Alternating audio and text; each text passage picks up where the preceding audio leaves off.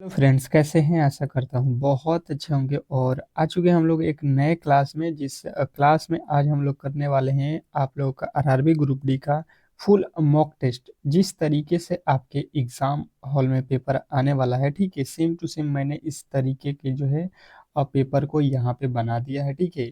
यदि आप एग्जाम देने वाले हैं तो इस क्लास को बिल्कुल ही मिस मत करना, शुरू से अंत तक देख लेना, क्योंकि किस तरीके के पेपर आपके एग्जाम हॉल में आते हैं, किस लेवल के प्रश्न पूछे जाते हैं, बिल्कुल मैंने आपको यहाँ पे बना दिया है, ठीक है। क्योंकि देखिए, प्रीवियस ईयर के प्रश्नों को आपने देखा होगा बेहतर तरीके से।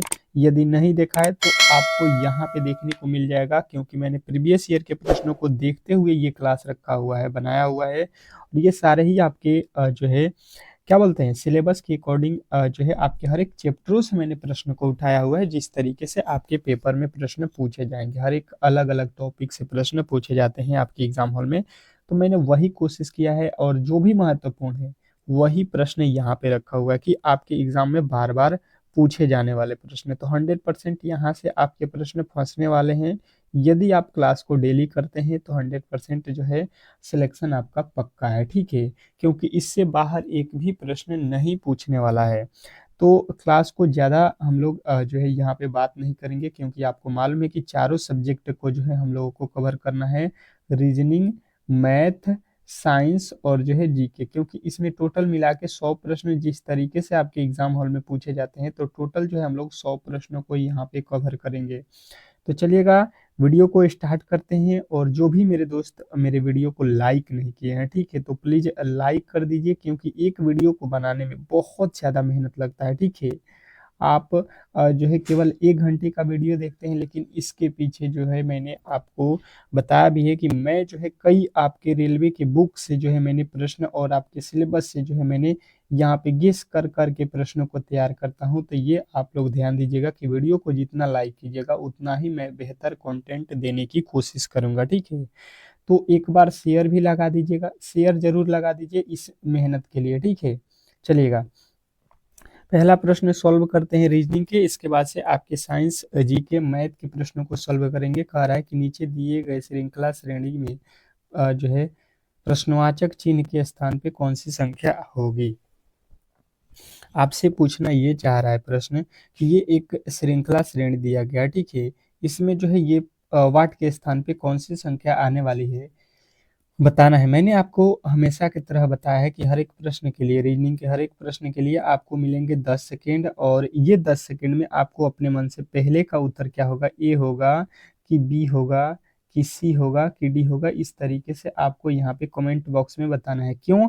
क्योंकि आपको मालूम है कि जितना आप इस मॉडल पेपर को खुद से सॉल्व करेंगे, जितने प्रश्नों को, उतना ही बेहतर स्कोर आप एग्जाम हॉल में कर पाएंगे। क्योंकि आपको मालूम है कि एग्जाम हॉल में कोई भी आपको प्रश्न बताने वाला नहीं होगा। तो आप यहाँ पे भी मान के चलिए कि आप एग्जाम हॉल में बैठे हैं और आपके सामने इस तरीके के जब प्रश्न आएंगे तो क्या आप सॉल्व कर सकते हैं? तो बिल्कुल आप कर सकते हैं। यदि आपने यहाँ पे सॉल्व कर दिया तो एग्जाम हॉल में भी सॉल्व कर सकते हैं। देखिए, वैल्यू जो है बार बार घट रहा है, तो आपके दिमाग में हो जाएगा कि कुछ ना कुछ यहाँ पे से माइनस किया गया है। 108 से 99 कब होगा, जो माइनस का 9 करेंगे। 99 से 88 कब होगा, तो ये 99 से 88 माइनस के 11 करेंगे तो हो जाएगा। 88 से 75 कब होगा, तो ये जो है आपका माइनस का 13 किया गया है, ठीक है। और यहाँ से देखिएगा, 75 से जो है यहाँ पे 60 कब होगा, 15 माइनस करेंगे तो देखिए -9, -11, -13, -15, ये क्या है, विषम संख्याएं आपको दिख रहा होगा, ठीक है। तो विषम संख्या इसके बाद से कौन सी संख्या आती है, 15 के बाद से 17। अब 17 माइनस कर लीजिए तो 43 जो है आपके बिल्कुल यहाँ पे राइट उत्तर बनेगा, 43। अगर आपने ये बताया है तो बिल्कुल राइट उत्तर है, इसमें किसी तरीके के डाउट नहीं होना चाहिए। तो यहाँ पे पहले का अगर सी जो भी मेरे दोस्त बताए हैं बिल्कुल राइट उत्तर है। और अंत में आपको स्कोर भी बताना है, जैसे कि मैंने आपको डेली ही बताया हुआ है। तो क्लास जो डेली कर रहे हैं वो तो हर एक बात को समझ रहे हैं, और उनको तो इसमें कोई भी दिक्कत नहीं होने वाला है। कह रहा है कि नीचे दिए गए विकल्पों में से संबंधित संख्या को जो है चुनिए। और आपको यूट्यूब पर मैंने जो है फ्री में क्लासेज आपको चैप्टर वाइज भी पढ़ाना शुरू कर दिया है हर एक सब्जेक्ट का। तो आपको वो भी अच्छे तरीके से पढ़ते रहना है, मॉडल पेपर तो देते ही रहना है। एक बार में आपको सारा विषय यहाँ पे अगर फ्री में मिल जाए तो क्या बड़ी बात हो सकती है, ठीक है। तो फ्री में जो है यूट्यूब पे आपके ऑल सब्जेक्ट का एक ही वीडियो में कवर कराना बहुत बड़ी बात है, ठीक है? कोई भी नहीं कराता। और एक बात बता दूँ कि अगर आप इस क्लास का, ठीक है, क्लास का पीडीएफ लेना चाहते हैं, पीडीएफ, ठीक है, ताकि आप अच्छे तरीके से रिवीजन कर सकें, तो ये पीडीएफ मैंने आपको फ्री में डेली ही दे रहा हूँ, क्योंकि आप रिवीजन अच्छे तरीके से कर सके, ठीक है? तो आप इसके जो है डिस्क्रिप्शन में जाइएगा वीडियो के, और वहाँ पे व्हाट्सएप ग्रुप का लिंक दिया गया होगा, ठीक है? उस लिंक पर जो है आपको क्या करना है, क्लिक करना है। आप जो है मेरे व्हाट्सएप ग्रुप में ज्वाइन हो जाइएगा, और फिर जो है आप हमारे हर एक वीडियो को, हमारे हर एक पीडीएफ क्लास के नोट्स को आप बेहतर तरीके से फ्री में पा सकते हैं, ठीक है? अगर जिनसे भी ये क्लिक नहीं होता है, ठीक है? पहले आपको जाना है वहाँ पे, क्लिक करिएगा, आप ज्वाइन बिल्कुल हो जाइएगा। जिनसे नहीं होता है, वो जो है यहाँ पे आप लोग मैसेज कर लीजिएगा, और आपको जो है जोड़ दिया जाएगा, ठीक है? परंतु आपको पहले ये करना है, क्लिक यहाँ पे जाके करना है, उसके बाद से मैसेज करना है, ठीक है? चलिएगा, अब देखिएगा यहाँ पे नीचे दिए गए विकल्पों में से संबंधित संख्या को चुनना है, मतलब इसका जो है संबंध इससे है, ठीक है? तो इसका संबंध हमें यहाँ पे बताना है। अब बताने की कोशिश करेंगे, आपके पास समय जो है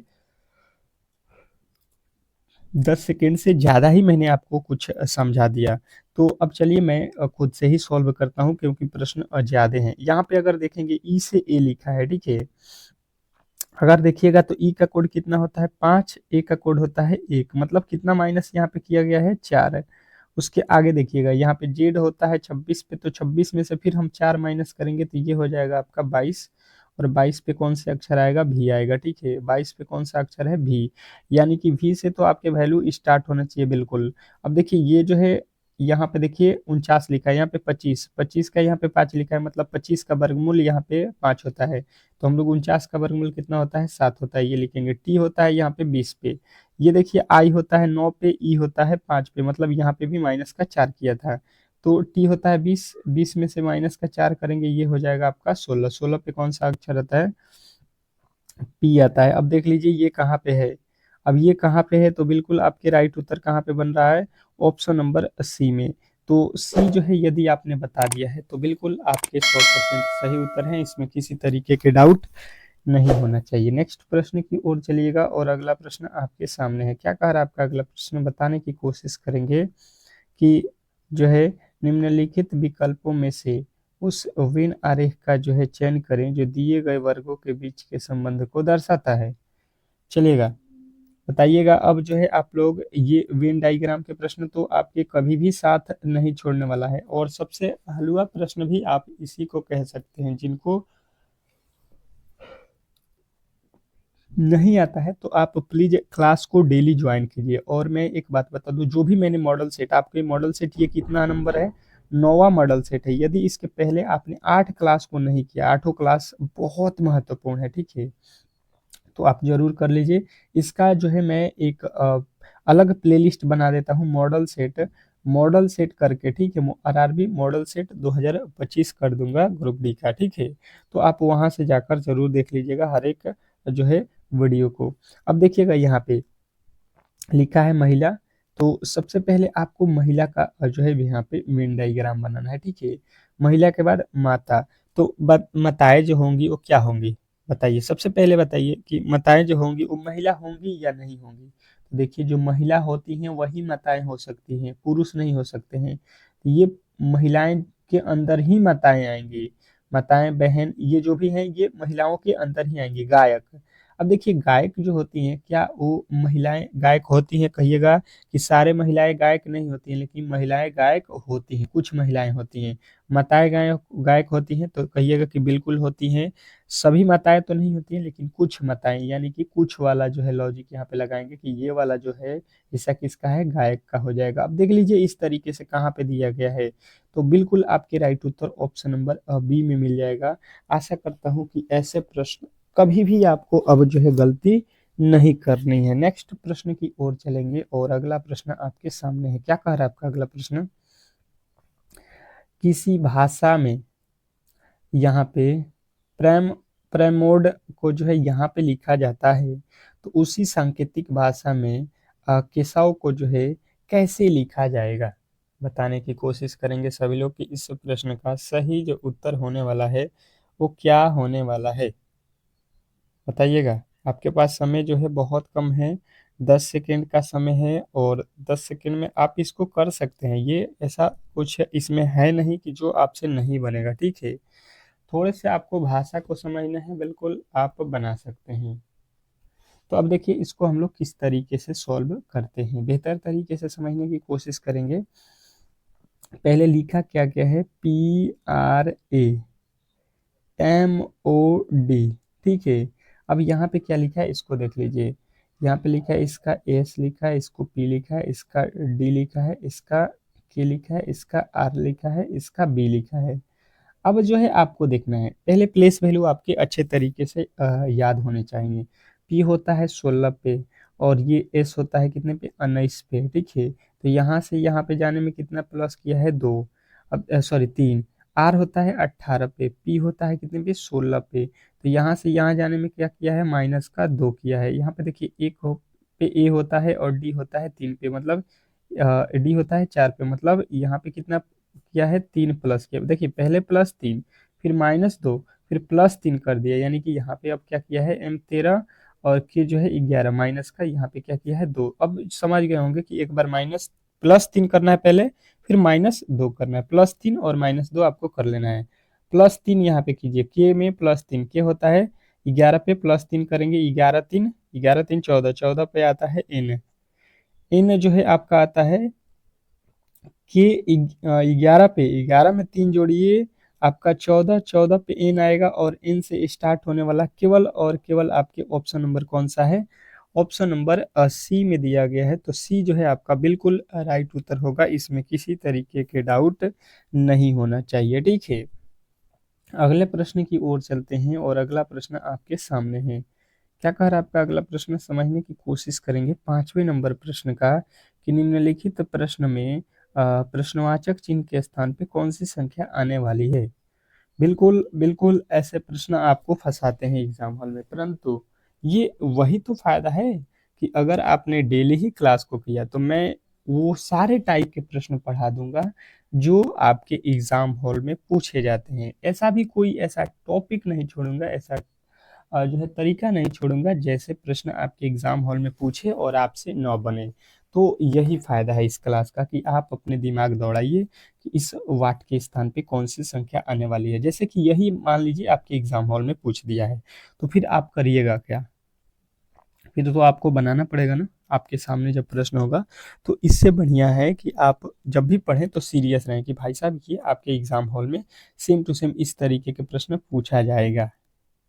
ये भी बिल्कुल आप मान के चलिएगा, क्योंकि जो सिलेबस है वो वैसा ही तो पूछेगा। तो अगर देखेंगे 464 लिखा है, 903 लिखा है, कोई लॉजिक यहाँ पे बनेगा कि जो तो हो जाए, कहिएगा कोई भी लॉजिक भाई साहब नहीं हो सकता, ये तो बहुत बड़ी बड़ी संख्या है, लाना है हमको 2।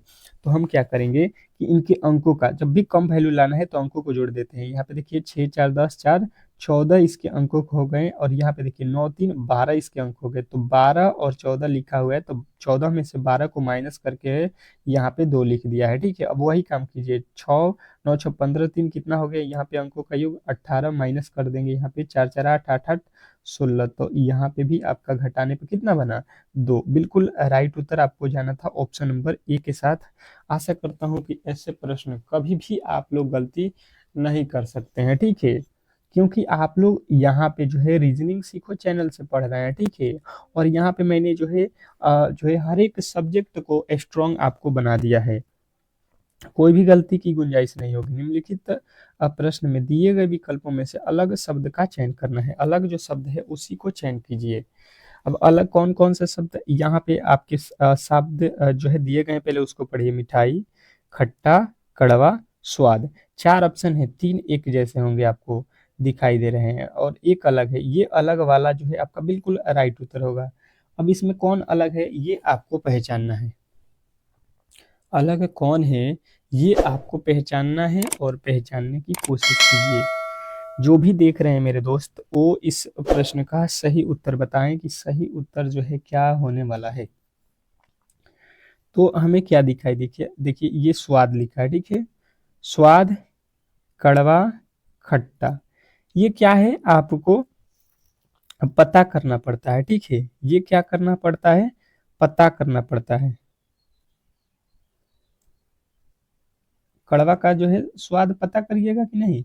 लेकिन ये क्या लिखा है? मिठाई लिखा है, मीठा नहीं लिखा है। ये मीठा अगर होता तो ये भी स्वाद में आ जाता है, लेकिन मिठाई लिखा है। मिठाई को क्या करते हैं?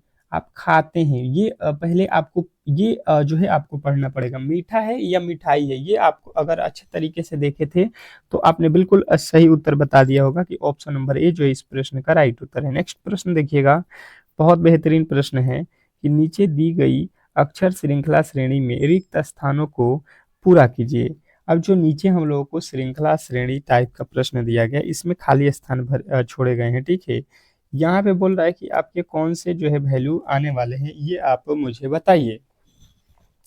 बताने की कोशिश करेंगे सभी लोग। आपके पास जो है समय बहुत कम है, लेकिन आप इतने में ही इन प्रश्नों को कर सकते हैं। 10 सेकंड का समय है और ये 10 सेकंड आप अच्छे तरीके से यूज कीजिए। बिल्कुल आप बना सकते हैं, बिल्कुल इस प्रश्न का सही उत्तर लगा सकते हैं। चलिएगा, ट्राई कीजिए। ट्राई करने के लिए मैंने 10 सेकंड दिया है, तो 7वें का उत्तर कमेंट बॉक्स में सभी के आने चाहिए मेरे साथ, जो भी मेरे दोस्त देख रहे हैं। तो अब देखिए इसको किस तरीके से सॉल्व करते हैं। बन गया होगा सबका। सबसे पहले देखिए ये क्या लिखा है? ये लिखा है एल, ठीक है। ये कौन सा अक्षर है? एल है। अब एल जो है आपको और ढूंढ लेना है। यहाँ पे एल तो अब कहीं नहीं है, ठीक है। अब देखिए, चलिए ये लिखा है एफ। एफ के बाद क्या है? एफ के बाद यहाँ पे देखिए आई लिखा है, तो यहाँ पे आई हो जाएगा। आर, देखिए यहाँ पे क्या लिखा है? आर। अब देखिए आर के बाद क्या लिखा है? यहाँ पे एस, तो आर के बाद यहाँ पे एस हो जाएगा, ठीक है।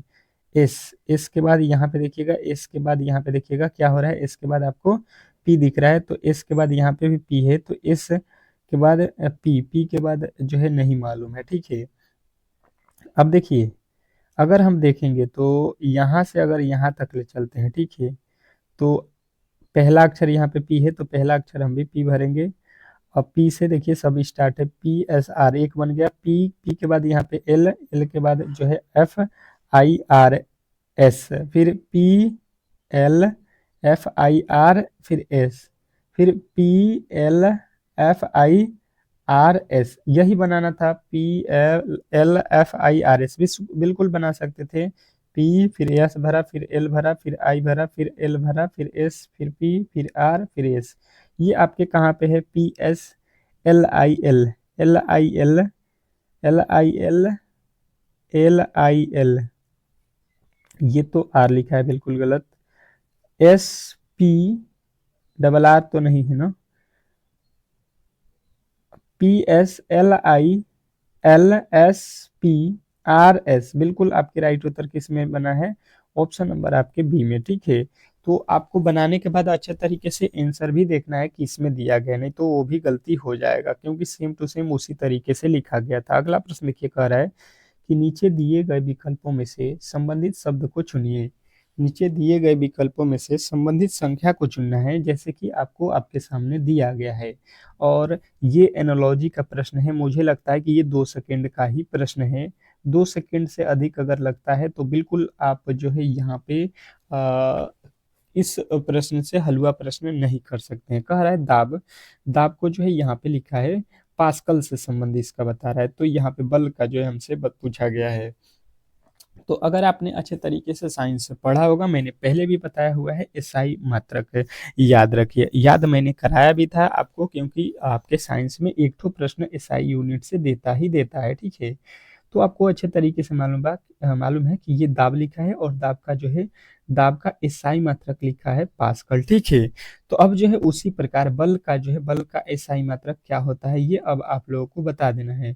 अब कौन कौन मेरे दोस्त जो है यहाँ पे बता सकता है, बताने की कोशिश करेंगे। ये होता है आपका कौन? न्यूटन।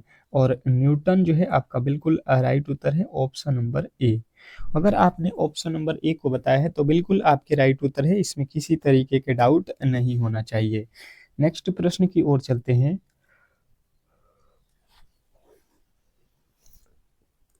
अगला प्रश्न कह रहा है कि एक परिवार में प्रत्येक बच्चे के कम से कम 5 भाई और जो है 4 बहन हैं। क्या बोला गया है? एक परिवार में कम से कम 5 भाई और 4 बहन हैं। अब परिवार में बच्चों की न्यूनतम संख्या क्या होगी, ये आपको बताना है। परिवार में बच्चों की न्यूनतम संख्या, सबसे मतलब कम संख्या कितनी हो सकती है, सबसे कम बताना है कि सबसे कम जो है परिवार में बच्चों की संख्या बताना है, केवल बच्चों की संख्या कितनी हो सकती है।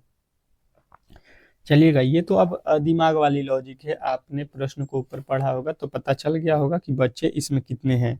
ठीक है, आपको केवल बच्चों को बताना है, पढ़ा होंगे तो आप बता सकते हैं। फिर एक बार पढ़ लीजिए अच्छे तरीके से और बताइए। 10 सेकंड का समय है, आप कर सकते हो। हार नहीं मानना है, ठीक है, क्योंकि अभी आपके पास 3 मंथ लमसम आपके पास है, तो 3 मंथ बहुत होते हैं। 3 मंथ में हम लोग अच्छे तरीके से आ सकते हैं लेवल पे। तो देखिएगा, एक परिवार में कम से कम प्रत्येक बच्चे के कम से कम 5 भाई हैं और 4 बहन हैं। 5 भाई और 4 बहन हैं। अब परिवार में बच्चों की संख्या, न्यूनतम संख्या क्या होगी, बच्चों की न्यूनतम संख्या क्या हो सकती है। एक परिवार है जिसमें बच्चों के प्रत्येक बच्चों के कम से कम 5 भाई हैं। एक बच्चे का 5 भाई है और 4 बहन है। 5 भाई और 4 बहन हो गए, ठीक है, एक भाई का। तो परिवार में बच्चों की न्यूनतम संख्या कितनी होगी, तो देखिए, ये 5 4 कितना हो गया, 9 हो गया, ठीक है। 9 तो ये हो गया टोटल। जब एक व्यक्ति होगा तो उसका, देखिए, एक व्यक्ति का 5 भाई होगा तो एक तो वो हो जाएगा, तो ये कितना हो गया टोटल, 6 हो जाएंगे। और एक एक व्यक्ति का जो है 4 बहन, तो एक ये हो जाएगा, तो 5 4 9। और ये दो ठो जो गिन रहा है, काउंट कर रहा है अपने आप को, ये भी तो 2 हो जाएंगे। तो यहाँ पे टोटल हो जाएंगे 11 व्यक्ति, ठीक है, एक परिवार में 11 व्यक्ति हो जाएंगे। ऑप्शन नंबर सी जो है इस प्रश्न का राइट उत्तर होगा। नेक्स्ट प्रश्न देखिएगा, आपके सामने आ चुका है। दिए गए पासे में अंक 3 के विपरीत कौन सा अंक होगा। अब देखिएगा, ये मानक पासा है, ये मानक पासा है। ऐसे मैंने आपको बहुत प्रश्न नहीं बताया है, परंतु 1 2 दिन मैंने आपको पढ़ाया भी था। अब देखिए, ये प्रश्न कौन से व्यक्ति को यहाँ पे याद है, किस तरीके से मैंने बताया था, बताने की कोशिश करेंगे। मैंने बताया हुआ है ये प्रश्न, याद होगा जिनको भी वो बता सकते हैं। जैसे कि मैंने आपको बताया था कि पहले इसमें कॉमन देखते हैं, तो इसमें तो कॉमन दिया ही नहीं है, ठीक है, सब अलग अलग है। तो मानक पासे में ये हमको ढूंढना होता है किसका विपरीत पूछा है, 3 का। तो टोटल पासे का योग जो है आपको याद रखना है 7 होता है। पासे में वैल्यू कितने तक होते हैं, 6 तक। तो 6 के बाद 7 जो है आपको इस पासे का टोटल वैल्यू होता है, उसमें से जो है जिसका भी पूछेगा उसको माइनस कर दीजिएगा। ये हो जाएगा आपका कितना, 7 में से 3 जाएगा 4, यानी 3 का विपरीत जो है 4 हो जाएगा। तो 4 जो है आपका बिल्कुल राइट उत्तर है। ये भी आपको ध्यान रखना है, ये मानक पासा है और इसमें कोई भी वैल्यू जो है यहाँ पे कॉमन नहीं दिया था, जिसके कारण यहाँ पे बनाने में प्रॉब्लम हो रहा था, ठीक है। तो अब जो है आप लोग कर सकते हैं ऐसे प्रश्नों को बेहतर तरीके से। याद रखिएगा। नेक्स्ट प्रश्न, अगला प्रश्न कह रहा है यहाँ पे कि निम्नलिखित शब्दों का प्रयोग करके कौन सा शब्द जो है बनाया जा सकता है, विकल्प को चुनिए। बनाया जा सकता है, ये भी आपको पढ़ना है। ये जो शब्द आपके पास दिए गए हैं, ठीक है, मैथमेटिक्स, इससे कौन से शब्द बनाए जा सकते हैं, ये आपको पूछा गया है। तो बताने की कोशिश कीजिएगा सभी लोग। सभी के उत्तर यहाँ पे आने चाहिए कि कौन से शब्द हम इससे जो है बना सकते हैं। भाई साहब, यहाँ पे बहुत इंपॉर्टेंट ये प्रश्न आपके लिए चल रहा है, ठीक है। और बिल्कुल आपको एग्जाम हॉल में ऐसा जो है फीलिंग नहीं होगा जैसा कि मैंने आपको प्रश्न करा दिया है और इससे कोई बाहर प्रश्न आपके एग्जाम हॉल में पूछ दिया जाए, ठीक है, या इससे हार्ड पूछ दिया जाए। मैं खुद ही हार्ड रखा हूँ, ठीक है। कुछ प्रश्न हल्का भी है, लेकिन ऐसा नहीं है कि 2500 प्रश्न मैं भारी कर दूं, या एग्जामिनर ही जिस तरीके से पूछता है तो सारा प्रश्न भारी थोड़ी ना करता है। सेम टू सेम आपको वही फीलिंग आएगा। तो देखिए, यहाँ पे बनाया जा सकता है बोला है, तो देखिए यम लिखा है ऊपर, ठीक है, ए भी लिखा है ऊपर, टी भी लिखा है, एच भी लिखा है, सी भी लिखा है, देखिए सी भी है, एस भी है, तो ये तो बनाया जा सकता है। ये बोला प्रयोग करके कौन सा शब्द बनाया जा सकता है, विकल्प को चुनिए। ये बनाया जा सकता है, देखिए ऊपर एम है, ए है, टी है, एच है, फिर एम है, 2 बार एम है, फिर 2 बार ए है, बिल्कुल बनाया जा सकता है। उसके बाद से यहाँ पे अगर आते हैं तो एम है ऊपर, फिर ए है, फिर एच है, फिर टी है, फिर एच है। तो यहाँ पे तो 2 बार एच नहीं हमें दिखाई दिया, तो ये नहीं बनाया जा सकता। उसके बाद से ऊपर देखिए टी भी है, आई भी है, उसके बाद से सी भी है, एस भी है, फिर एम भी है, ए भी है और ई भी है। तो यहाँ पे देखिए जो है शब्द नहीं बनाया जा सकता है, पूछना चाहिए, ठीक है। ये गलती हो गया है, यहाँ पे मिस्टेक है कि इन शब्दों के प्रयोग करके कौन नहीं बनाया जा सकता है। तो देखिए यहाँ पे तो हम लोग ये नहीं बना सकते हैं, ठीक है। बाकी ये भी बना सकते हैं, ये भी बना सकते हैं, ये भी बना सकते हैं।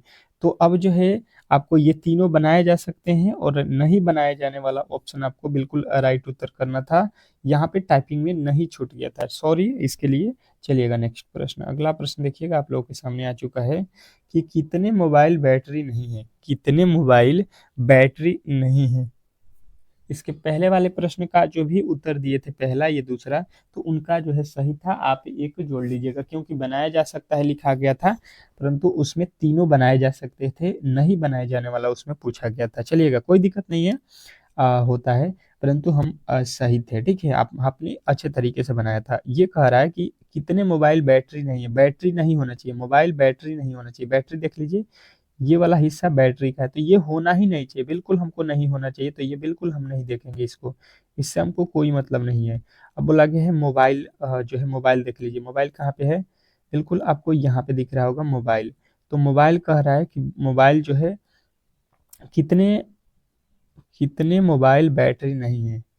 तो कितने मोबाइल हैं जो बैटरी नहीं है, तो यहाँ पे देख लीजिए 5 और ये 9, 5 और 9 मोबाइल हैं जो बैटरी नहीं है। तो 5 4 कितना हो जाएगा, 9 5 कितना हो जाएगा, 14 हो जाएगा। 14 मोबाइल ऐसे हैं जो बैटरी नहीं है, केवल बैटरी नहीं है हमसे पूछा गया था, तो ये दोनों ही बैटरी नहीं थे। तो आपका राइट उत्तर ऑप्शन नंबर बी के साथ जाएगा। नेक्स्ट प्रश्न देखिएगा आप लोगों के सामने आ चुका है, कह रहा है कि यदि ये जो है और एट द रेट डॉलर और जो है स्टार के वैल्यू यहाँ पे दिए गए हैं, फिर यहाँ पे इसका वैल्यू दिया गया है, तो इसका वैल्यू आपको बताना है कि इसका परसेंटेज हैश, हैश के बाद से और के बाद से डॉलर का, ठीक है। अब यहाँ पे सबसे पहले ऊपर देख लीजिए, परसेंटेज का वैल्यू यहाँ पे देखिए क्या लिखा है 6, क्योंकि ये परसेंटेज बीच में है तो बीच वाला वैल्यू परसेंटेज का होगा। उसके बाद से देखिए हैश, हैश का यहाँ पे वैल्यू देखिए कितना दिया है 0। उसके बाद से यहाँ पे और का वैल्यू देखिए, और का वैल्यू कितना दिया है, और यहाँ पे दिया है और का वैल्यू 8 है, ठीक है। उसके बाद से देखिए यहाँ पे आप इतना से भी बना सकते हैं, एक 608 किस ऑप्शन में दिया गया है, बिल्कुल आपके ऑप्शन नंबर जो है यहाँ पे किसमें, ऑप्शन नंबर सी में हो जाएगा, ठीक है। तो थोड़ा सा आइडिया अगर आप लगाइएगा तो प्रश्न कभी भी गलती नहीं होगा, ठीक है। हर एक टाइप के प्रश्न, हर एक तरीके के प्रश्न बताएंगे जो कि आपके एग्जाम हॉल में ये सीधा ही प्रश्न पूछे जाएंगे। कह रहा है कि 38 छात्रों की एक कक्षा में नेहा का क्रम ऊपर से 18वां, तो उसका जो है नीचे से क्रम क्या होगा। चलिएगा, जैसे कि आपको मालूम है, ये समझ लीजिए ये ऊपर से लेके नीचे तक का क्रम है। कह रहा है कि इसका नेहा का क्रम ऊपर से अगर आ रहे हैं तो ये क्रम जो है इसका कौन से नंबर पे है, नेहा का, ये नेहा है, इसका क्रम जो है यहाँ पे अगर हम देख रहे हैं तो ये 18 नंबर पर आ रही है, ठीक है। तो नीचे से हमको जाना है, इधर से अब चलेंगे यहाँ से, तो ये काउंट करेंगे तो ये नेहा कौन से स्थान पे होगी, ये आपको बताना है। टोटल जो है 38 छात्रों की जो है ये जो है कक्षा है, ये टोटल यहाँ से लेके यहाँ तक कितने लोग हैं, 38, 38 लोग हैं। तो 38 38 माइनस कर लेंगे हम लोग 18, ये कितना हो जाएगा 20। परंतु यहाँ पे देखिए नेहा को हमने 2 बार काउंट किया है, देखिए ऊपर से भी और नीचे से भी काउंट किया है, तो यहाँ पे एक और जोड़ना पड़ेगा। एक व्यक्ति को हम 2 बार काउंट कर रहे हैं, तो ये श्रृंखला में एक बार और बढ़ जाएगा ना। एक व्यक्ति को ऊपर से और नीचे से दोनों जगह से काउंट किए थे, इसलिए इसका स्थान जो होगा क्या, नीचे से जो था इसका स्थान जो है 21 पे था, ठीक है ये। तो आपको ऑप्शन नंबर सी के साथ जाना है। नेक्स्ट प्रश्न, अगला प्रश्न देखिएगा आप लोगों के सामने आ चुका है। क्या कह रहा है आपका अगला प्रश्न कि दिए गए खुले पासों में फलक यू के विपरीत कौन सा फलक होगा। फलक यू के विपरीत आपसे पूछा गया है, ठीक है। तो यू के विपरीत कौन सा फलक आने वाला है, ये आप बताइए। ये तो आप कर सकते हो, क्योंकि मैंने ये प्रश्न बहुत अच्छे तरीके से आपको बताया है कि कभी भी पासे एक साथ जो नहीं सटते हैं वही अपोजिट होते हैं। तो देख लीजिए, सबसे पहले ये वाला बड़ी वाली लाइन पकड़ते हैं हम लोग, जैसे कि आपको मालूम है, तो ये आर जो है यू का अपोजिट हो जाएगा, ये एक दूसरे के तो अपोजिट आप बिल्कुल निकाल सकते हैं। अब इसके बाद देखिए, जो ये एफ है, इसका अपोजिट ये पी नहीं होगा क्योंकि इसके पास में है, तो इसका अपोजिट कौन हो जाएगा, ये बिल्कुल कौन हो जाएगा, एस हो जाएगा। यानी कि जो है एफ का अपोजिट अब जो है आपको बताना है कौन है, एस है। अब जो है आपके पास कौन है, एक यहाँ पे एच है और ये है एस है, तो एच का अपोजिट कौन है, एस है। आपसे पूछा क्या गया है, यू। यू का अपोजिट तो हम लोगों ने पहले ही निकाल लिया था, यू का अपोजिट जो है आर होता है। बिल्कुल राइट उत्तर आपके ऑप्शन नंबर सी में दिया गया है। तो आशा करता हूँ कि ये प्रश्न भी आपको बेहतर तरीके से समझ में आ गया होगा और ऐसे प्रश्नों को कभी भी आप लोग गलती नहीं करेंगे। नेक्स्ट प्रश्न की ओर चलते हैं और अगला प्रश्न आपके सामने है। क्या कह रहा है आपका अगला प्रश्न, कि दिए गए कथनों को सत्य मानिए और जो है बताएं कौन सा निष्कर्ष कथन का जो है तार्किक रूप से अनुसरण करता है। मतलब कौन सा जो है अनुसरण कर रहा है, ये आपको बताना है। इस टाइप के भी प्रश्न आपके एग्जाम हॉल में हर एक शिफ्ट में एक ठो देगा, कोई भी ऐसा शिफ्ट नहीं बनाएगा रेलवे जिसमें ये प्रश्न आपसे ना पूछे, ठीक है। तो अब चलिएगा और यहाँ पे देख लेते हैं। पहला कथन पे आइए, सभी बिहु रेखाएं हैं, सभी बिंदु रेखाएं हैं। तो बिंदु को मैं बी से लिखता हूँ, ये जितने भी बिंदु हैं ये सभी क्या हैं, रेखाएं हैं, ठीक है। रेखा को आर से लिख देता हूँ। सभी रेखाएं त्रिभुज है, जितने भी रेखाएं हैं ये क्या है, त्रिभुज है। त्रिभुज को टी से लिख देता हूँ। अब चलिएगा, अब जो है आ जाते हैं हम लोग निष्कर्ष पे। अब जो है निष्कर्ष वाले ऑप्शन पे आइए, कह रहा है सभी बिंदु त्रिभुज है, जितने ये बिंदु हैं ये सभी क्या त्रिभुज के अंदर है, बिल्कुल इसके अंदर है। पहला वाला बिल्कुल सही बोला गया है। दूसरा देखिए, सभी त्रिभुज बिंदु हैं। अब देखिए, एक ही बात को उल्टा भी हो जाएगा सीधा भी हो जाएगा, बिल्कुल दूसरा वाला गलती हो जाएगा। किस तरीके से, देखिए जब बिंदु सभी बिंदु त्रिभुज हो जाएंगे तो सभी त्रिभुज बिंदु थोड़ी ना होंगे, ये तो बिल्कुल गलत हो जाएगा। तो आपका केवल और केवल निष्कर्ष पहला वाला सही है, ठीक है, अनुसरण करता है। तो आपके right Uttar option number A में था। आशा करता हूँ कि ये प्रश्न आपको बेहतर तरीके से समझ में आ गया होगा। नेक्स्ट प्रश्न की ओर चलते हैं और अगला प्रश्न आपके सामने है। क्या कह रहा है आपका अगला प्रश्न, कि नीचे दी गई आकृति में कितने त्रिभुजों की संख्या है। नीचे जो दी गई आकृति है इसमें टोटल त्रिभुजों की संख्या आप लोगों से पूछा गया है। तो बताने की कोशिश करेंगे कि टोटल जो है कितने त्रिभुज हैं, टोटल जो है त्रिभुजों की संख्या इसमें कितनी है। त्रिभुज फिगर काउंटिंग को तो मैंने आपको बहुत अच्छे तरीके से पढ़ा दिया है। कभी भी मुझे लगता है कि फिगर काउंटिंग में आप लोग गलती नहीं करेंगे, ये तो बहुत अच्छे तरीके से मुझे मालूम है। चलिएगा, तो अब किस तरीके से काउंट करना है ये देख लीजिए। पहले यहाँ पे आइए और ये जो बनाए हैं ये मैं बनाया हूँ बड़ा वाला, ये एक त्रिभुज हो गया, ठीक है। अब इसके बीच में से लाइन खींचेंगे तो एक छोटा ये हो गया, एक छोटा ये हो गया, तो ये दो ठो छोटे हो गए और एक बड़ा, यानी कि टोटल त्रिभुजों की संख्या कोई यहाँ से पूछ देगा तो 3 हमें दिखाई दिया, ठीक है। उसी तरीके से 3 यहाँ पे भी बनेगा, 3 यहाँ पे भी बनेगा और 3 यहाँ पे भी बनेगा और 3 यहाँ पे बनेगा, ठीक है। 3 यहाँ पे बनेगा। अब जोड़िएगा यहाँ पे 3 3 6 3 9 3 12 3 15, ठीक है। 15 जो है आपके बिल्कुल राइट उत्तर था, ऑप्शन नंबर डी। आशा करता हूँ कि ये प्रश्न आपको बेहतर तरीके से समझ में आ गए होंगे। नेक्स्ट प्रश्न, अगला प्रश्न देखिए, कह रहा है कि दिए गए विकल्पों में से एमएन रेखा दर्पण प्रतिबिंब बताइए। एमएन रेखा जो है वो दर्पण प्रतिबिंब इसका बताना है। देखिए यहाँ पे जो है एमएन पर एक दर्पण रखा गया है यहाँ पे, तो इसका प्रतिबिंब क्या बनेगा, तो ये तो वृत्त आपको यहाँ पे बनेगा और ये क्रॉस का चिन्ह आ जाएगा यहाँ पे, और जो है ये वाला हिस्सा है ये अब इस तरीके से आ जाएगा क्योंकि लेफ्ट का राइट होता है, और ये जो गोला वाला हिस्सा है वो यहाँ पे आ जाएगा। अब देख लीजिए ये आपको कहाँ पे दिखाई दे रहा है, बिल्कुल ऐसा जो है आपको कहाँ पे दिखाई दे रहा है, option number B. Option number B जो है आपके बिल्कुल राइट उत्तर है, इसमें किसी तरीके के डाउट नहीं होना चाहिए क्योंकि मैंने बताया हुआ है कि लेफ्ट का राइट, राइट का लेफ्ट होता है इसमें दर्पण में। अगला प्रश्न देखिएगा आप लोगों के सामने आ चुका है, कह रहा है कि उस विकल्प का चयन करें जो दिए गए श्रृंखला में प्रश्नवाचक चिन्ह के स्थान पे आएगा। जो आपको बताना है यहाँ पे वो जो है प्रश्नवाचक चिन्ह के स्थान पे कौन सा जो है आपके वैल्यू आने वाले हैं, यानी कि यहाँ पे अगला पद आपको यहाँ पे बताना है कि कौन सा वर्ड आने वाला है चारों को देखकर। चलिएगा बताने की कोशिश करेंगे, जो भी मेरे दोस्त देख रहे हैं इस वीडियो को अच्छे तरीके से, इस वीडियो का जो है सही उत्तर क्या होने वाला है। बेहतर है, बहुत बेहतर प्रश्न है। तो अब देखिए इसको किस तरीके से सॉल्व किया। पहले देखिए ये बिंदु ऊपर था, फिर ये बीच में आया, फिर ये इस कोने पे आ गया, इस कोने से अब नीचे आ गया, ठीक है। तो नीचे से यहाँ पे चलेंगे तो ये फिर कहाँ पे आएगा, बीच में आ जाएगा, ठीक है। अब बीच में होना चाहिए नीचे की तरफ। ये ऊपर लिखा बिल्कुल गलत, ये ऊपर लिखा बिल्कुल गलत, ये नीचे लिखा है परंतु नीचे इस साइड में लिख दिया है, ये भी गलत हो जाएगा। यानी कि आपका ऑप्शन नंबर बिल्कुल डी जो है इस प्रश्न का 100% सही उत्तर हो जाएगा, ठीक है। ऐसे प्रश्न आप लोग गलती नहीं करेंगे। नेक्स्ट प्रश्न देखिएगा आप लोगों के सामने आ चुका है।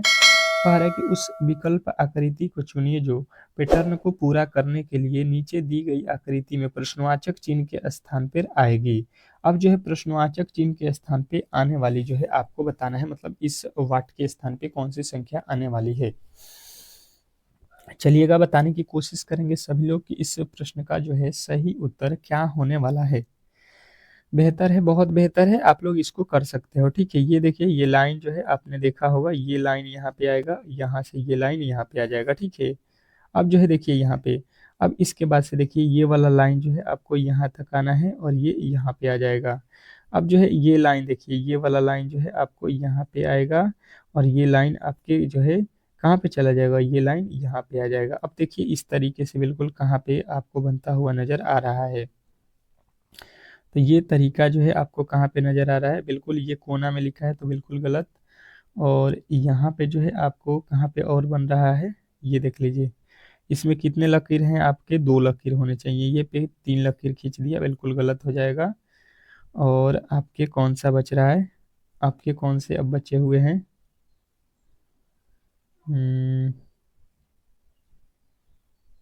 अब देखिएगा ये तो कोना में ही खींचा है ना, ये तो कोना में ही खींचा है, ये तो सही था।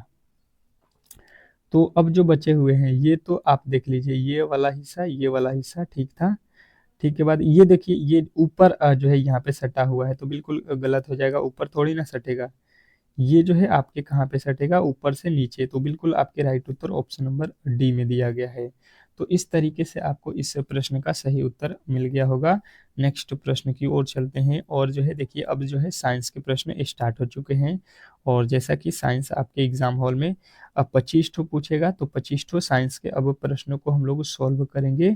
यहाँ से लेके पूरे जो है आपके 50 तक साइंस के प्रश्न होंगे और बेहतर तरीके से इन प्रश्नों को आपको बताते चलना है। जो भी नहीं याद हो नोट करते रहिएगा। कह रहा है कि रक्त कब्रगाह किसे कहा जाता है, रक्त कब्रगाह किसे कहा जाता है। तो अ, प्लीहा को जो है, प्लीहा को जो है रक्त कब्रगाह कहा जाता है। नेक्स्ट प्रश्न देखिएगा आप लोगों के सामने आ चुका है। कह रहा है कि कौन सा खनिज जो है लवण शरीर में जो है बहुतायत मात्रा में पाया जाता है। कौन सा खनिज लवण जो है शरीर में बहुतायत मात्रा में पाया जाता है। तो आपके राइट उत्तर बनेगा यहाँ पे कौन, कैल्शियम, ठीक है। ऑप्शन नंबर आपको सी जो है इस प्रश्न का राइट उत्तर बताना है। अगला प्रश्न कह रहा है कि लड़का पैदा होगा जब, लड़का मतलब कब पैदा होगा ये आपको बताना है। तो आपके उत्तर यहाँ पे आना चाहिए कि लड़का तब पैदा होगा जब आपके एक्स और वाई गुणसूत्र मिलते हैं। तो ठीक है, ऑप्शन नंबर सी बिल्कुल जो है आपको दिखाई दे रहा होगा। छोटे छोटे प्रश्न, लेकिन ये आपके एग्जाम हॉल में काफी बार प्रश्न पूछा भी गया है इसी तरीके से, ठीक है। तो ये आपको इम्पोर्टेंट प्रश्न है, याद रखना है। कह रहा है स्तनधारियों में मुख्य उत्सर्जित पदार्थ कौन होता है। स्तनधारियों में मुख्य उत्सर्जित पदार्थ कौन होता है, बताने की कोशिश करेंगे सभी लोग। तो इस प्रश्न का जो है सही उत्तर आपको आएगा यूरिया, ठीक है। अगला प्रश्न देखिएगा आप लोगों के सामने आ चुका है। क्या कह रहा है आपका अगला प्रश्न कि श्वसन दर सबसे कम होती है, श्वसन दर सबसे कम होती है कि कहाँ का, चलिएगा बताने की कोशिश कीजिएगा सभी लोग। तो सभी के उत्तर यहाँ पे आएगा ऑप्शन नंबर बी, निद्रा में जो है खर्टे भरते हुए। निद्रा में जब खराटे हम भरते हैं उसी समय जो है सबसे कम जो है हम लोग श्वसन की जो है दर रखते हैं, ठीक है। अगला प्रश्न कह रहा है यहाँ पे न्यूक्लियस की जो है खोज किसने की थी? न्यूक्लियस की जो खोज थी वो किसने की थी, बताइएगा। बिल्कुल आपके बहुत इंपॉर्टेंट प्रश्न हैं ये सारे, सारे के सारे प्रश्न आपको यहाँ पे नोट कर लेना है, या तो मैं तो आपको पीडीएफ दे भी रहा हूँ, ठीक है, तो ये भी आप वहां से भी पढ़ सकते हैं। रॉबर्ट ब्राउन ने किया था, ठीक है। नेक्स्ट प्रश्न देखिएगा, आप लोगों के सामने आ चुका है कि अंतर्राष्ट्रीय जैविक कृषि फर्म संस्थान कहाँ स्थित है? अंतर्राष्ट्रीय जैविक कृषि फर्म संस्थान कहाँ स्थित है? तो आपके राइट उत्तर यहाँ पे क्या बनेगा?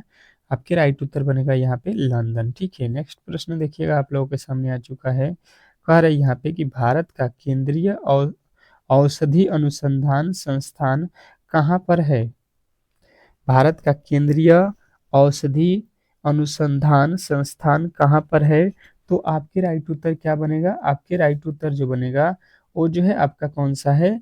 लखनऊ, ठीक है, लखनऊ में है, आपको याद रखना है। नेक्स्ट प्रश्न देखिएगा, आप लोगों के सामने आ चुका है कि फेफड़े में रक्त पहुंचाने वाला अंग कौन सा है? फेफड़े में जो रक्त होता है उसको कौन पहुंचाता है? तो दायां जो है अलिनंद। अगला प्रश्न कह रहा है यहाँ पे आपको अच्छे तरीके से पढ़ना है और बताना है कि रक्त कौन सा जो है कण, रक्त का कौन सा कण जो है जीवाणु में रक्षा करता है? रक्त का कौन सा कण है जो जीवाणु में रक्षा करता है? तो आपके राइट उत्तर क्या बनेगा? आपका राइट उत्तर बनेगा श्वेत रक्त कण। नेक्स्ट प्रश्न देखिएगा, आप लोगों के सामने आ चुका है कि वायुमंडल में भारी गैस कौन है? तो वायुमंडल में जो भारी गैस है वो कौन सा है? तो आपको याद रखना है कार्बन डाइऑक्साइड। नेक्स्ट प्रश्न देखिएगा, आप लोगों के सामने आ चुका है कि मनुष्य के शरीर में सबसे छोटी अंतस्रावित ग्रंथि है? मनुष्य के शरीर में सबसे छोटी अंतस्रावित ग्रंथि है, तो आपको याद रखना है ये कौन है? कौन है ये? प्यू पीयूष ग्रंथि, ठीक है। नेक्स्ट प्रश्न देखिएगा, आप लोगों के सामने आ चुका है यहाँ पे 38 नंबर प्रश्न देखिएगा, यहाँ पे क्या कह रहा है आपका कि स्वस्थ मनुष्य का शरीर का जो है तापमान कितना होता है? तो स्वस्थ मनुष्य के तापमान मैंने कल पढ़ाया था आपको, किसमें? सेल्सियस में। आज किसमें पूछा गया है? फॉरेनहाइट में। तो फॉरेनहाइट में आपको याद रखना है 98.6 फॉरेनहाइट, ठीक है। नेक्स्ट प्रश्न, अगला प्रश्न कह रहा है कि जो है मानव शरीर को कितने निकोटीनिक अम्ल की जो है प्रतिदिन आवश्यकता होती है? कितने जो है निकोटीनिक अम्ल की जो है आवश्यकता होती है एक मनुष्य के शरीर की? तो आपको बताना है 15 ग्राम की, ठीक है। नेक्स्ट प्रश्न देखिएगा, आप लोगों के सामने आ चुका है कि गाय के दूध में किसके कारण पीलापन होता है? गाय के दूध जो होता है वो पीला क्यों होता है? तो ये गाय के दूध में क्या होता है आपको अच्छे तरीके से बताया भी गया है, कैरोटीन, कैरोटीन के कारण ही पीला होता है। नेक्स्ट प्रश्न, अगला प्रश्न देखिएगा, आप लोगों के सामने आ चुका है कि HIV की खोज किसने की थी? HIV है बीमारी जिसकी खोज किसने की थी? तो आपके उत्तर यहाँ पे क्या आएगा?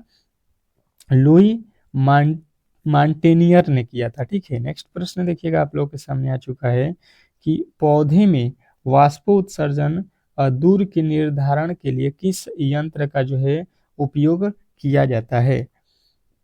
तो ये जो है आपको क्या बताना है?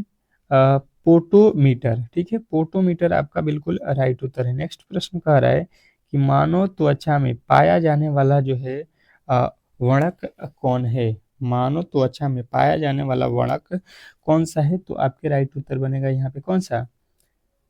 मेलानिन। मेलानिन जो है आपके राइट उत्तर है। अगला प्रश्न कह रहा है कि डायलिसिस मशीन का जो है आविष्कार किसने किया था? डायलिसिस मशीन का जो है आविष्कार किसने किया था? तो आपके राइट उत्तर बिल्कुल यहाँ पे बनेगा कौन? जो है कोल्फ ने, ठीक है। नेक्स्ट प्रश्न देखिएगा, आप लोगों के सामने आ चुका है कि कोशिका विभाजन के समय नष्ट स्पष्ट दिखाई देती है? कोशिका विभाजन के समय स्पष्ट क्या दिखाई देता है? तो आपको जो है यहाँ पे बताना है कि ये आपके गुणसूत्र दिखाई देते हैं। नेक्स्ट प्रश्न देखिएगा, कह रहा है कि जराविक जो है 7 क्या है? जराविक 7 जो है क्या है? तो आपके राइट उत्तर यहाँ पे क्या बनेगा? तो कहिएगा कृत्रिम हृदय है, ठीक है। नेक्स्ट प्रश्न देखिएगा, आप लोगों के सामने आ चुका है कि विश्व वन जीव कोष की स्थापना कब हुई? विश्व वन जीव कोष की स्थापना कब हुई थी? तो बताना है कि ये जो है आपके कब हुआ था, ये हुआ था 1973 में। नेक्स्ट प्रश्न देखिएगा आप लोगों के सामने आ चुका है, डबल रोटी के निर्माण में किस कवक का जो है उपयोग होता है। डबल रोटी के निर्माण में किस कवक का जो है उपयोग होता है, तो बताना है सेकेरो माइकी माइकी सीज का। ठीक है, नेक्स्ट प्रश्न कह रहा है कि HIV सर्वाधिक नष्ट करता है। HIV जब हो जाएगा किसी भी जो है व्यक्ति को, तो वो सबसे ज्यादा किसको नष्ट करता है, तो आपको याद रखना है कि ये करता है आपके टी कोशिकाओं को। ठीक है, टी कोशिकाओं को। अगला प्रश्न कह रहा है कि जीव द्रव की खोज किसने की थी। तो जीव द्रव थे उसकी खोज किसने की थी, तो आपके उत्तर बनेगा कि हयुंगो वान मोल ने। ठीक है, हयुंगो वाल मोल जो है आपको याद रखना है। अब चलिएगा यहाँ पे अगले प्रश्न की ओर, और हमने जो है यहाँ पे 25 साइंस के प्रश्न कंप्लीट कर लिया है, 50 तक हो गया। अब देखिएगा यहाँ पे जीके के प्रश्न स्टार्ट होंगे इसके आगे। चलिएगा, अब जो है जीके के प्रश्न आपके सामने है, कह रहा है कि पुस्तक इंडिया शास्त्र। ठीक है, यहाँ पे कह रहा है कि रिफ्लेक्स जो है क्या कह रहा है कि reflection on the nation in our time के लेखक कौन है। तो ये जो है आपको याद रखना है, शशि थरूर थे। ठीक है, शशि थरूर जो है आपके राइट उत्तर है। अगला प्रश्न कह रहा है कि कारकोट वंश के जो है संस्थापक कौन थे। कारकोट वंश के जो है संस्थापक कौन थे, तो आपके उत्तर यहाँ पे बनेगा कि दुर्लभ वर्धन है। नेक्स्ट प्रश्न कह रहा है कि बिना ताज का जो है बादशाह किसे कहा जाता है। बिना ताज का जो है बादशाह किसे कहा जाता है, तो कहिएगा सुरेंद्रनाथ बनर्जी को कहा जाता है। नेक्स्ट प्रश्न देखिएगा, कह रहा है कि कोलकाता सुप्रीम कोर्ट की स्थापना कब हुई थी। कोलकाता सुप्रीम कोर्ट की स्थापना कब हुई थी, तो आपको यहाँ पे याद रखना है कि ये जो था आपका 1774 में किया गया था। ठीक है, इन इन प्रश्नों में देखिए टाइम आपको नहीं लेना है, क्योंकि ये जीके और साइंस के प्रश्न 5 से 10 मिनट में हो जाने चाहिए। ग्रीष्मकालीन जो है ओलंपिक और जो है पैरा ओलंपिक खेल 2024 की मेजबानी कौन सा शहर करेगा, ये आपको बताना है। 2024 का मेजबानी कौन किया था यहाँ पे होगा, तो ये जो है आपको याद रखना है कि ये कौन सा शहर किया था, तो आपके पेरिस फ्रांस में हुआ था। ठीक है, नेक्स्ट प्रश्न देखिएगा, कह रहा है कि नए संसद भवन की जो है आधारशिला कब रखी गई थी। तो नए जो है यहाँ पे आपको याद रखना है, जो नए संसद भवन था उसका जो है आधारशिला कब रखा गया था, 10 दिसंबर 2020 को। और ये क्लास आपको बता दूं कि 10 जो है PM पे जो है आपको डेली प्रोवाइड होगा, और शाम को जो है 8 PM पे। दो आपके मॉडल सेट डेली में करा रहा हूँ, और आपको साथ में जो है चैप्टर वाइज भी क्लास करा रहा हूँ। तो आप सभी जो है क्लासों को कीजिए अगर आप सिलेक्शन लेना चाहते हैं। तो अगला प्रश्न कह रहा है घेघा रोग किसकी जो है कमी के कारण होता है। तो ये मैं कमेंट बॉक्स में पूछना चाह रहा हूँ, क्योंकि ये मैंने प्रश्न आपको पहले क्लास में बताया हुआ है, और घेघा रोग आपको बहुत बार एग्जाम हॉल में पूछा भी गया है। अगला प्रश्न कह रहा है कि दुधवा नेशनल पार्क किस राज्य में स्थित है। दुधवा नेशनल पार्क किस राज्य में स्थित है, सभी लोगों का उत्तर आएगा कि दुधवा नेशनल पार्क जो है ये उत्तर प्रदेश में है। नेक्स्ट प्रश्न देखिएगा, कह रहा है कि अशोक स्तंभ कहाँ स्थित है। अशोक स्तंभ कहाँ स्थित है, तो आपके राइट उत्तर बनेगा सारनाथ। सारनाथ जो है आपके बिल्कुल राइट उत्तर है। अगला प्रश्न कह रहा है कि संविधान के किस अनुच्छेद के अंतर्गत राज्य के जो है अ, महाधिवक्ता की जो है व्यवस्था की गई। तो आपको यहाँ पे याद रखना है कि ये किया गया था अनुच्छेद 165 के तहत। नेक्स्ट प्रश्न कह रहा है कि निम्नलिखित में से कौन नृत्य रूप अरुणाचल प्रदेश का है। अरुणाचल प्रदेश का कौन सा नृत्य है, तो आपको याद रखना है यहाँ पे पोपीर। पोपीर कहाँ के है, अरुणाचल प्रदेश का। नेक्स्ट प्रश्न कह रहा है कि 3 प्रसिद्ध बौद्ध स्थल स्तनगिरी, ललित गिरी तथा जो है उदयगिरी किस राज्य में जो है स्थित है। तो ये किस राज्य में है, तो आपको बताना है ये तीनों ही असम राज्य में है। नेक्स्ट प्रश्न कह रहा है यहाँ पे कि ढीमसा किस राज्य की जो है एक आधिकारिक लोक नृत्य है। ढीमसा किस राज्य का जो है एक आधिकारिक लोक नृत्य है, तो आपके राइट उत्तर बनेगा ये जो है आंध्र प्रदेश का है। नेक्स्ट प्रश्न देखिएगा आप लोगों के सामने आ चुका है, विश्व एनजीओ दिवस कब मनाया जाता है। विश्व एनजीओ दिवस कब मनाया जाता है, तो 27 फरवरी को। नेक्स्ट प्रश्न कह रहा है यहाँ पे कि दीपक मुनिया खिलाड़ी का जो है संबंध किस खेल से है। दीपक मुनिया खिलाड़ी का संबंध किस खेल से है, तो आपके राइट उत्तर बनेगा कुश्ती से। ठीक है, नेक्स्ट प्रश्न देखिएगा, आप लोगों के सामने आ चुका है कि पूर्वी घाट की सबसे ऊंची चोटी कौन सी है। पूर्वी घाट की सबसे ऊंची चोटी कौन सी है, तो आपको बताना है अनाई मोदी। अनाई मोदी जो है आपके राइट उत्तर है। अगला प्रश्न कह रहा है कि डबोलीम हवाई अड्डा कहाँ स्थित है। डबोलीम हवाई अड्डा कहाँ पे स्थित है, तो आपके राइट उत्तर बनेगा यहाँ पे गोवा में। ठीक है, नेक्स्ट प्रश्न देखिएगा, आप लोगों के सामने आ चुका है कि डॉक्टर सलीम अली पक्षी उद्यान किस राज्य में है। तो ये जो है आपको याद रखना है कि ये कहाँ पे है, आपके गोवा में। ठीक है, ऑप्शन नंबर ए के साथ जाना है। नेक्स्ट प्रश्न कह रहा है यहाँ पे कि दक्षिणावर्त घूमने वाला जो है ग्रह कौन सा है। दक्षिणावर्त घूमने वाला ग्रह आपसे पूछा जाए तो आपको याद रखना है यहाँ पे कौन सा है। तो ये आपको ए और बी दोनों ही घूमते हैं, शुक्र और जो है आपके अरुण। ठीक है, यूरेनस। नेक्स्ट प्रश्न देखिएगा और अंतिम जीके जीएस का प्रश्न है, भारत संयुक्त राष्ट्र संघ का जो है सदस्य कब बना। भारत संयुक्त राष्ट्र संघ का जो है सदस्य कब बना, तो ये जो है 1945 में बना।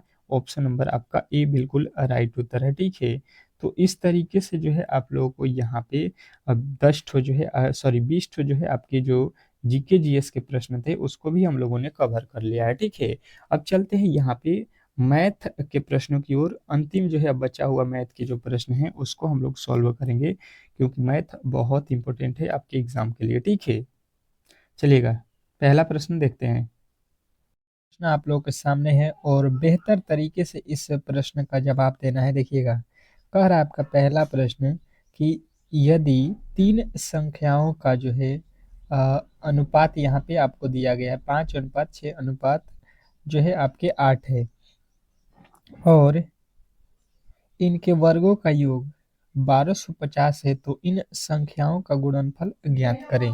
इन सभी संख्याओं का गुणनफल जो है आपको बताना है। अब जो है बताने की कोशिश करेंगे सभी लोग। आपके पास जो है समय बहुत कम है, जैसे कि आपको मालूम है। 20 सेकेंड के समय में जो है इसको बना लेना है। अब इसको किस तरीके से सॉल्व करना है देखिएगा, यहाँ पे अच्छे तरीके से समझ लेते हैं इसको। पहले जो है आप लोग प्रश्न को समझ लिए होंगे, तो अब इसको सॉल्व कीजिए किस तरीके से। देखिए, तीन संख्याएं आपको अनुपात में दिया गया है, तो पहले संख्या में आपको एक्स वाई जेड कोई भी इसके जो है अनुपात में होता है, तो इसके पीछे हम लोग कुछ ना कुछ मानते हैं। तो 5 मान लिए, और दूसरा को क्या मानना पड़ेगा 6, और तीसरा को 7, 8 है तो 8 एक्स मान लेंगे। ठीक है, अब क्या बोला गया है यहाँ पे, अब प्रश्न में बोला क्या है ये आप इसको आगे चलिए। कह रहे इनके वर्गों का योग, इनके वर्ग करना है फिर योग करना है। वर्ग कर दीजिए, इसका वर्ग करेंगे, फिर इसका वर्ग करेंगे और फिर इसके वर्ग करेंगे, योग कर दीजिए। योग मतलब हो गया जोड़, सबको जोड़ेंगे तो ये हो जाएगा 1250। अब देखिए 5 का वर्ग करेंगे 25 एक्स स्क्वायर हो जाएगा, प्लस 6 का 36 एक्स स्क्वायर हो जाएगा, प्लस 8 अट्ठाई 64 एक्स स्क्वायर हो जाएगा, बराबर और जो है 1250 हो जाएगा। ठीक है, अब यहाँ पे सबको जोड़ दीजिए तो ये कितना हो जाएगा 64 36 ये हो गया 100 100 125 हो गया 125 एक्स स्क्वायर बराबर यहाँ पे हो जाएगा 1225। ये देखिए 25 के पहाड़े में ये कट जाएगा, एक्स का जो वैल्यू बचेगा यहाँ पे एक्स स्क्वायर बराबर होगा 10। तो ये जो स्क्वायर है इधर उठ के आएगा तो ये हो जाएगा रूट में, यानी कि ये जो एक्स का वैल्यू है आपका कितना बना √10। √10 बना। अब चलिएगा यहाँ पे संख्या निकाल दीजिए। पहली संख्या आपने क्या माना था 5x है, दूसरी संख्या 6x, तीसरी संख्या जो थी 8x, और x का वैल्यू आपने अभी निकाला कितना था √10 था। ठीक है, तो √10 रख दीजिए यहाँ पे। ये 5 और यहाँ पे गुणे हो जाएगा √10। ठीक है, तो ये हो जाएगा 5 √10। और इन संख्याओं को बोला गया है गुणा कीजिए, तो यहाँ पे गुणा का चिन्ह दे दीजिए। फिर यहाँ पे देखिए 6 है तो 6 गुणे √10 कर दीजिए, तो ये भी आएगा 6 √10। उसी तरीके से यहाँ पे 8 और x का वैल्यू कितना है √10, तो गुणा करेंगे कितना हो जाएगा 8 √10। इनको अब गुणा कर दीजिए, इनको अब क्या कीजिए गुणा कीजिए। तो देखिए यहाँ पे हो जाएगा 6 5 30, 30 8 है 8 3 के 24, 24 में 24 हो गया, और यहाँ पे देखिए 24 हो गया, उसके बाद से ये 10 में 10 से गुणा करेंगे तो ये हो जाएगा आपका 10। देखिए 24 जो है यहाँ पे 10 से यहाँ पे 10 में गुणा √10 में √10 से गुणा करेंगे 10 हो जाएगा, और ये वाला एक √10 जो है आपका बच जाएगा। तो देखिए 24 110 जो है आपके 24 √10 कहाँ पे है, ऑप्शन नंबर डी में। तो बिल्कुल आपका राइट उत्तर ऑप्शन नंबर डी हो जाएगा। ठीक है, नेक्स्ट प्रश्न की ओर चलेंगे, और अगला प्रश्न आपके सामने है, इसको आपको बनाना है। बहुत बेहतरीन प्रश्न है। कह रहा है आपका अगला प्रश्न, यदि ए 3a बराबर 6b बराबर 7c, तो ए बी सी का जो है अनुपात आपको ज्ञात करना है। ठीक है, ए बी सी का जो है अनुपात आपको बताना है। बताने की कोशिश करेंगे। आपके पास क्या क्या है पहले यहाँ पे लिख देता हूँ। 3a बराबर 6b बराबर 7c। आप इसको जो है कलम और कॉपी लेकर बनाइए। ठीक है, मेरे साथ, तो ही आप लोग एग्जाम हॉल में ऐसे प्रश्नों को सॉल्व कर सकते हैं, नहीं तो फिर जो है दिक्कत हो जाएगा। ठीक है, अब देखिए सबसे पहले यहाँ पे देखिए, अगर आपको जो है यहाँ पे जो है देखिएगा, अगर आप देखिएगा तो ए अनुपात बी अनुपात सी निकालना है ना, तो आपके दो तरीके होते हैं। एक तो तरीका ये होगा कि देखिए, ये ए का वैल्यू जब आप यहाँ से निकालिएगा तो ये 6 हो जाएगा। ठीक है, ए का वैल्यू 6 हो जाएगा, और बी का कोई वैल्यू पूछेगा तो यहाँ से 3 हो जाएगा। ठीक है, उसके आगे देखिए बी और सी का तुलना करेंगे तो यहाँ से बी का वैल्यू कितना आएगा 7, और सी का वैल्यू यहाँ से देखेंगे तो सी का वैल्यू यहाँ पे आइएगा तो 6 हो जाएगा। ठीक है, अब इसी को जो है अनुपात में बना दीजिएगा। यहाँ पे जो है इसके आगे 3 बढ़ेगा, इसके आगे 7 बढ़ जाएगा, तो अब यहाँ पे गुणा कर दीजिए। तो 6 7 कितना हो गया 42 हो जाएगा, और ये हो जाएगा 3 7 21, और ये हो जाएगा 3 6 18। अब ये किसके पहाड़े में आते हैं, तो 3 के पहाड़े में ये तीनों ही आ जाते हैं। 3 के पहाड़े में 14 3 42, उसके बाद से अनुपात 7 3 21 अनुपात, उसके बाद से 6 3 18। ये देखिए कहाँ पे बन रहा है 14 7, आपके ऑप्शन नंबर बी। बी जो है बिल्कुल राइट उत्तर हो जाएगा। और एक तरीका सिखा देता हूँ आपको, जैसे कि लिखा हुआ है 3a, इससे हल्का है, ट्रिक के साथ आप बना सकते हैं 7 से, इस तरीके से है ना। तो इसमें क्या कीजिए, जैसे ए का अनुपात, यहाँ पे अनुपात डायरेक्ट लिख लेगा सी। इस जो है ए का वैल्यू निकालना है, तो इस ए वाले को जो है आपको नहीं यूज करना है। ये बचे हुए दोनों में गुणा कर दीजिए, इन दोनों अंकों में। तो 6 और 7 में गुणा कर दीजिएगा तो ए के नीचे लिखिएगा। ए को लिखना है तो ए वाले वैल्यू नहीं लेना है। ठीक है, बी और सी में गुणा कर देना है, तो 7 छक्का 42 हो गया। फिर बी का निकालना है, तो ये बी वाले से बहस नहीं। अब जो है सी और ए में गुणा कर दीजिए, तो 7 त्रिका 21 हो जाएगा। उसके आगे देखिए सी का निकालना है, ये सी वाला, तो ए और बी में गुणा कर दीजिए, तो जो है छतरी कितना हो गया 18। अब देखिए ये इसी तरीके से आपको करना था, और फिर 3 से इसको जब काटिएगा आप तो ये हो जाएगा 14 तिया 42, 7 त्रिका 21, और जो है छतरी 18। तो इस तरीके से भी आप कर सकते हैं, बहुत ईजी है। जिसको भी निकालना है उसको गुणा नहीं करना है, बस प्रश्न आपको सॉल्व हो जाएगा। नेक्स्ट प्रश्न क्या कह रहा है आपका, अगला प्रश्न यहाँ पे देखिएगा, कह रहा है कि एक टीवी और फ्रिज के मूल्य में जो है 3:2 का जो है अनुपात है। ठीक है, मतलब टीवी पहले लिखा है तो टीवी का मूल्य जो है 3 है और फ्रिज का मूल्य 2 है। इनके मूल्यों के बीच जो है टीवी का मूल्य फ्रिज के मूल्य से जो है 6,000 रुपया अधिक हो तो फ्रिज का मूल्य ज्ञात करेंगे। देखिए पहले अगर आप देखिएगा तो यहाँ पे टीवी का मूल्य देखिए टी और भी। टीवी का मूल्य अगर हम देखेंगे तो मान लीजिए यहाँ पे दिया है टीवी का मूल्य 3, और फ्रिज का देख लेते हैं। फ्रिज फ्रिज का अगर देखेंगे तो ये 2x है। ये कह रहा है कि टीवी के मूल्य जो है फ्रिज से 6,000 अधिक है। हम देखेंगे तो टीवी और फ्रिज के मूल्य देखिए कितना अधिक हो रहा है, तो हम कहेंगे 1x हो रहा है। 3 में से 2x घटाएंगे तो 1x होगा।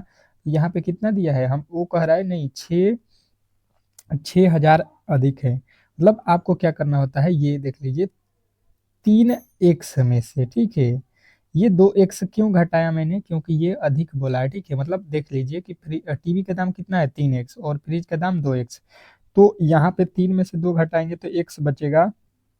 ये कह रहा नहीं 600 जो है अधिक हो रहा है, 6,000 सॉरी, तो 6,000 हो गया। अब बोल रहा है कि फ्रिज का मूल्य क्या है, तो फ्रिज का मूल्य देख लीजिए आपने यहाँ पे देखिए माना हुआ है कितना 2x, वो दिया हुआ है 2, एक्स के जगह पे 6,000 रख लीजिएगा, 6 दूना का 12,000 जो है फ्रिज का दाम हो रहा है। तो बिल्कुल आपके राइट उत्तर कहाँ पे दिया गया है, 12,000, ऑप्शन नंबर बी। बी के साथ आपको जाना है। अगर आपने बी बताया है तो बिल्कुल राइट उत्तर है, इसमें किसी तरीके का डाउट नहीं होना चाहिए। नेक्स्ट प्रश्न कह रहा है कि एक कक्षा के 15 लड़कों का औसत आयु 11 वर्ष है, ठीक है। 15 लड़के हैं और औसत 11 वर्ष है, तो कुल जो है इनका योग निकालेंगे, ठीक है। कुल योग निकालेंगे तो 15 में 11 से गुणा करेंगे, 11 पाँच, 15 एकम में 15, 15 एकम में 15, 16, मतलब उन सभी 15 लड़कों का जो एज का योग होगा वो 165 होगा। कह रहे 9 वर्षीय 5 लड़के कक्षा में प्रवेश कर दिए। 9 वर्ष के ये लड़के हैं, ठीक है। और कितने लड़के हैं, अब 5 व्यक्ति और आ गए, पहले 15 थे और 5 इसमें शामिल हो गए। इनका एज कितना है, 9 वर्ष का है, ठीक है। तो ये अब कितने के हो जाएंगे, 9 × 5 = 45 वर्ष के ये सभी हो जाएंगे। तो कक्षा की औसत आयु बतानी है, तो सबसे पहले टोटल निकाल लीजिए। 5 दूना का 10 हो जाएगा, 6 × 4 = 10, 1 = 11 हो जाएगा, ये हो जाएगा आपका 210 जो है टोटल इनके एजों का योग हो गया। टोटल इनके एजों का योग कितना हो गया, 210। अब बोला क्या है कि यहाँ पे जो है कक्षा में लड़कों की औसत ज्ञात करें, लड़कों की औसत। तो लड़कों देखिए, पहले तो 15 लड़के थे, फिर 5 और आ गए, तो इसमें टोटल लड़कों कितने हो जाएंगे क्लास में, तो 20 हो जाएंगे, ठीक है। तो 20 से जब टोटल में भाग दे देंगे तो ये हो जाएगा 0 से 0 कट जाएगा, 21 में तो 10.5, यानी कि इनका नया जो एज होगा 10.5 वर्ष के इनका औसत बनेगा, ठीक है। तो इस तरीके से आपको ऑप्शन नंबर बी डी जो है इस प्रश्न का राइट उत्तर बताना था, ठीक है। नेक्स्ट प्रश्न की ओर चलेंगे और अगला प्रश्न आपके सामने है और बेहतर तरीके से इस प्रश्न का जवाब देना है। क्या कह रहा है आपका अगला प्रश्न, दो नल ए और बी एक टंकी को 4 और 5 घंटे में भरते हैं। अच्छा जी, दो नल है, मान लीजिए पहला नल ए है, ये कितनी देर में भरता है, 4 घंटे में। दूसरा नल बी है जो कि 5 घंटे में भरता है, ठीक है। अच्छे तरीके से समझते चलिएगा।